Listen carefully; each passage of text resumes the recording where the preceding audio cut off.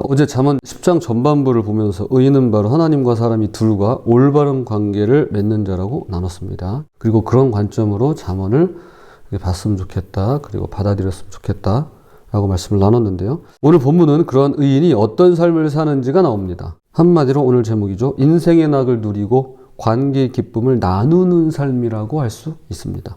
23절 명철한 자는 지혜로 낙을 삼느니라고 말씀하는데요. 이 낙을 어디서 찾느냐가 그 사람을 결정짓습니다. 이거 정말 중요한 말이에요.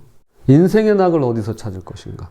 미련한 자는 행악으로 낙을 삼고요. 명철한 자는 지혜로 낙을 삼습니다. 그러므로 지혜란 하나님과의 관계에서 오는 것이며 그 낙은 관계 속에서 기쁨으로 표현됩니다. 제가 새로 고침을 계속 어찌됐든 간에 안 빠지려고, 물론 빠질 때도 있지만 하여튼 최대한 노력을 하고 있는데 주님과의 관계 속에서 내가 낙을 누리고 있는 게 아닐까라는 생각을 하게 됐습니다. 자, 두 가지로 함께 살펴보도록 하겠습니다. 자, 첫 번째, 인생의 낙은 하나님과의 관계에서 옵니다. 22절, 여호와께서 주시는 복은 사람을 부하게 하고 근심을 겸하여 주지 아니하시느니라. 이 구절을 읽으면서 가장 먼저 든 생각은 이거였습니다. 과연 진짜일까? 과연 진짜인가? 저와 같은 생각을 가진 분들이 계실 것 같기도 한데요. 하나님의 복을 받은 사람들에게도 근심은 있죠. 가난한 사람도 걱정이 많지만 부자도 나름 걱정이 많습니다. 그럼 이 구절은 검증되지 않았다거나 거짓인가요? 아니면 특정한 사람들에게만 해당될까요? 아니요. 그렇지 않습니다. 이것은 하나님께서 주시는 복과 우리 힘만으로 얻는 것을 대조하는 말씀입니다. 우리 힘으로만 얻은 것은 아무리 많아도 불안합니다. 더 많이 가지려고 애쓰고 잃을까봐 두려워합니다.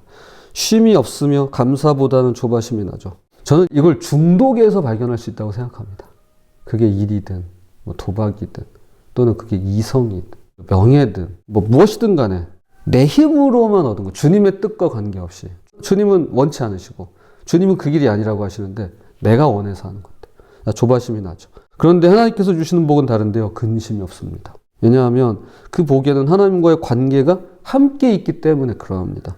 평안이 함께 오고 감사가 함께 옵니다. 하나님께서 주셨다는 확신이 생기니까 행여 잃게 되더라도 두려워하지 않게 됩니다. 그래서 더 가지려고 조급해하지도 않을 수 있습니다.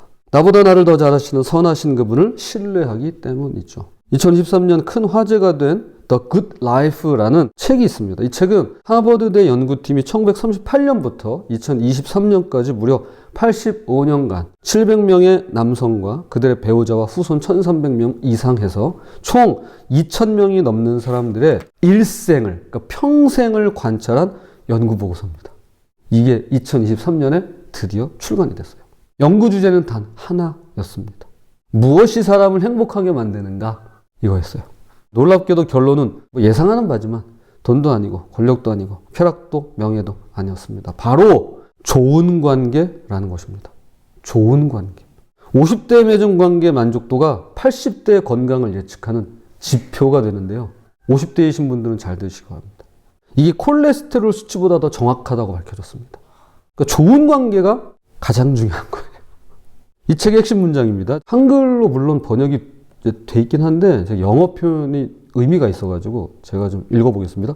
Good relationships keep us happier and healthier, period.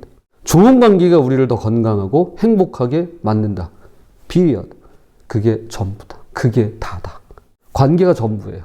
그런데 85년이 걸려 증명된 진리가 실은 우리가 성경에서 이미 보고 있고 알고 있던 내용인데요. 그 중에서도 가장 중요한 관계를 잠언은 하나님과의 관계라고 말씀하는 것입니다. 29절, 여호와의 도가 정직한 자에게는 산성이요 행악하는 자에게는 멸망이니라. 여호와의 도란 하나님께서 가르쳐 주시는 길입니다. 그분의 말씀이 제시하는 삶의 방식입니다. 그 방식이 산성, 피난처, 요새 같다는 것입니다. 안심이 되고 안전한 곳이죠. 과거의 적들이 쳐들어오면 성 안으로 들어갔습니다. 높은 성벽이 우리를 지켜줬는데요. 여호와의 도가 바로 그렇다는 것입니다. 그분의 친밀한 관계 안으로 들어가는 것입니다. 그런데 같은 길인데 어떤 사람에게는 산성이고 어떤 사람에게는 멸망이라고 합니다. 왜일까요? 그것은 사람의 마음이 같지만 다르기 때문입니다. 똑같은 태양빛을 받더라도 진흙은 딱딱하게 굳는 반면 밀랍은 부드럽게 녹습니다. 출애굽기 14장에서 이스라엘 백성들이 이집트를 빠져나왔을 때 구름 기둥이 이스라엘 백성에게는 빛이 되어 길을 인도했지만 그들을 쫓는 애국 분들에게는 어둠이 되어 길을 막았다고 말씀합니다. 같은데 전혀 다르죠. 고린도전서 1장 18절, 십자가의 도가 멸망하는 자들에게는 미련한 것이요 구원을 받은 우리에게는 하나님의 능력이라. 똑같은 십자가의 도라도 누구에게는 미련한 것이 되고요. 누구에게는 하나님의 능력이 됩니다. 그러므로 정직한 자, 곧 하나님을 향해 마음을 여는 자에게는 그 길이 피난처가 되지만 행악하는 자, 곧 하나님께 마음을 닫고 거부하는 자에게는 도리어 심판인 것입니다. 그래서 23절, 미련한 자는 행악으로 낙을 삼는 것 같이 명철한 자는 지혜로 낙을 삼느니라 말씀합니다. 무엇을 기쁨으로 여기느냐, 무엇을 즐거움으로 삼느냐가 그 사람을 만듭니다. 2023년 11월 생명의 삶 묵상집에 있는 표현을 제가 그대로 인용하겠습니다. 무엇을 기뻐하느냐는 그 사람의 됨됨이를 알려줍니다. 인생의 낙을 하나님에게서 찾는 것이 지혜입니다. 하나님 말씀에 담긴 그분의 지혜는 그 어떤 보배보다 귀하고 아름답습니다. 이러한 지혜를 가까이 하는 사람은 평생 하나님이 주시는 웃음으로 삽니다. 그분이 주시는 웃음으로 산다는 것, 이것이야말로 인생의 낙이 아닐까 합니다. 하나님과의 관계에서 삶의 낙을 누리는 우리 모두가 되었으면 좋겠습니다. 자, 두 번째입니다. 관계의 기쁨은 입술로 흘러나옵니다. 그런데 이 낙은 혼자만 누리고 끝나지 않습니다. 이 낙이 넘쳐서 다른 사람에게 기쁨이 되는데요. 바로 우리의 말을 통해서입니다. 다만 여기서 주의할 것이 있습니다. 잠언이 말하는 지혜란 단순히 말 잘하는 기술이나 관계를 잘 맺는 사회성이 아닙니다. 세상도 말 조심하라고 가르치고요. 처세술에도 있는 내용들입니다. 말 한마디로 천냥비를 갚는다. 가는 말이 고와야 오는 말이 곱다. 다 아는 이야기들입니다. 이와 관련된 책이 얼마나 많은지요. 제가 이제 이와 관련된 책들을 여러 권 읽었는데 그 중에 가장 도움이 되는 책이 말그릇이라는 책이었습니다. 혹시 참고하실 분들은 도움이 될 것 같습니다. 그런데 잠언의 지혜는 다릅니다. 토대가 다르고 출발점이 다릅니다. 세상이 말을 조심하는 이유는 사람들에게 잘 보이려고, 내가 유리한 위치를 점하려고, 나를 돋보이게 하려고, 내가 원하는 것을 얻으려고, 그리고 그 이외에도 수많은 다양한 이유들이 있습니다. 결국 나를 향합니다. 나를 위한 것이에요. 그런데 말을 조심하는 이유가 하나님과의 관계에서 출발하면 크게 달라지는데요. 내가 하나님의 형상대로 지음받은 것처럼 상대방도 하나님의 형상이며, 내가 하나님 보시기에 소중한 것처럼 상대방도 하나님께 소중해지는 것입니다. 그래서 남을 소중하게 여기는 것이 당연해집니다. 말을 조심할 수밖에 없는 이유죠. 남이 나에게 친절을 베풀었으면 하는 것처럼 나도 남에게 친절을 베풀 수밖에 없게 됩니다. 받고자 하는 대로 행하는 것이죠. 황금률입니다. 억지로가 아니라 자연스럽게 되는 것입니다. 18절입니다. 미움을 감추는 자는 거짓된 입술을 가진 자요, 중상하는 자는 미련한 자이니라. 저는 이 구절이 좀 헷갈립니다. 미움을 감추는 걸 나쁘게 보는데 그렇다고 있는 대로 드러내고 마구 쏟아낼 수는 없잖아요.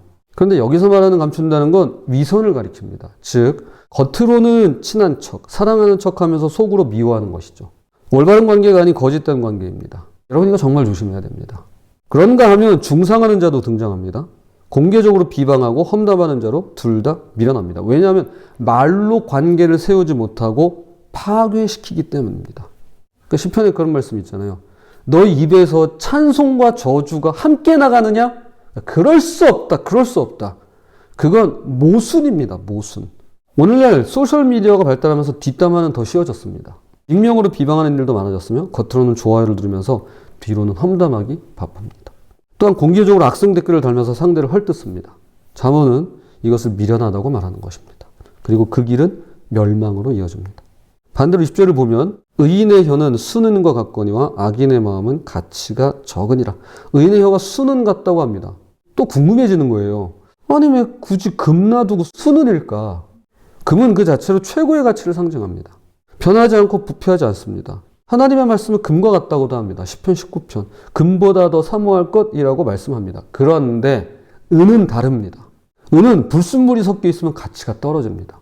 반드시 불순물을 제거해야 순은이 됩니다. 우리의 말도 그러하죠. 처음부터 완벽하지 않습니다. 감정이 섞여 있고 욕심이 섞여 있으며 교만이 섞여 있습니다. 아, 이 3종 세트.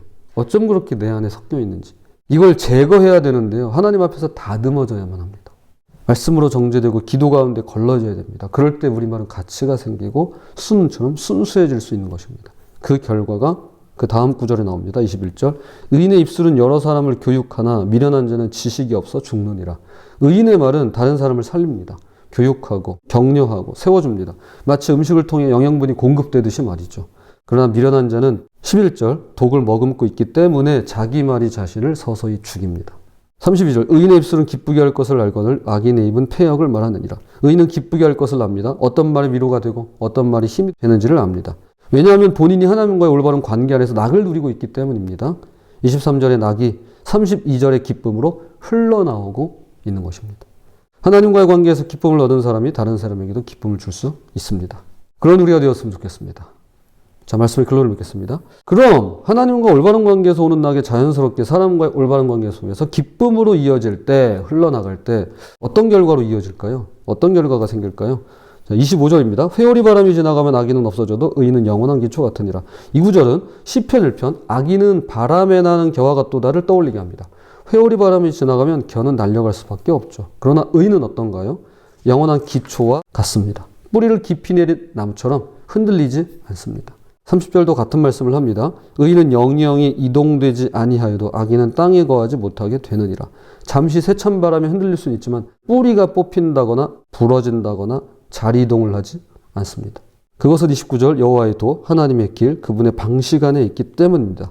하나님께서 가르치시는 길 그분의 말씀이 제시하는 삶의 방식 그 산성 안에 거하기 때문입니다. 인생의 낙을 노리고 관계의 기쁨을 나누는 삶 이것이 바로 의인의 삶입니다. 악인은 하나님 편에서 볼 땐 설 자리도 없습니다. 그래서 땅에 거하지도 못합니다. 부디 하나님과의 관계에서 기쁨을 얻고 그 기쁨을 말로 나눌 때 다른 사람을 세우고 살리며 어떤 일을 만나도 믿음의 자리를 굳건히 지키는 저와 여러분이 되시기를 주님의 이름으로 부탁을 드립니다.